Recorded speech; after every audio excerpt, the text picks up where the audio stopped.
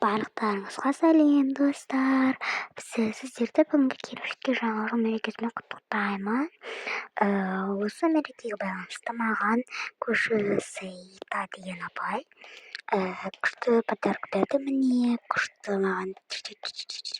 Қазір распаковка жасайтын боламыз. Кеттік. Ең бірінші бізде көзге түсіп тұрған осылай ашатыны. Қалай ашатынын көреміз. Кеттік. Қалай ашатыны? Ойбай, ашылмай жатыр.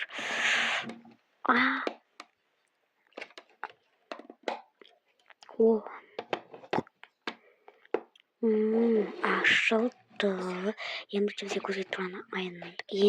көзге түсіп тұрғаны то есть айна. Потом тесіктері бар. Мынау көзге жағатын атын ұмытып қалдым мен. Есімнен шығып кетті ғой, короче. Сонымен осыны көзге жағатын болды ма енді қана? Тек осы ма не? Жарко, что ли? Ну, ары ашылмай ма?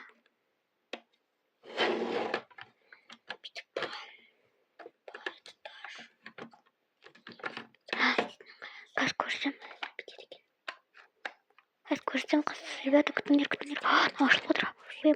Короче, сырымнан бір қазір бүйтіп ашады екен, оказывается. Кайф, плане проще. Күшті. Қазір енді көретін боламыз. Так, мынандайлар көрсеттім сіздерге. Бізде хайлайтерлар бар екен. Мына хайлайтерлар, мына жерде кисточкалары, хайлайтер, румяналар. Румяна, бағана айтқан, білесіздер. Болды ма не? Бұл мен тағы да ойлағам, шығатын болады, ашылмай марғаяты. Помада. Помадалар мынау. Помада. Прикиньте, помада. Неқта ашыламай енді. Ашылады. Пудра. Оказывается, бұл бізде пудра, ребятушки. Күшті мияқтай пудра. Достармен бағана байқамаппын енді. Сондай пудраға байланысты. Пудра деппін. Сондай күшті не шықты. Кстати, пудрадан ма? Сол пудраға байланысты. Мен пакет дұрыс қарамаппын. Осындай спонжиктің бір түрін бір, короче.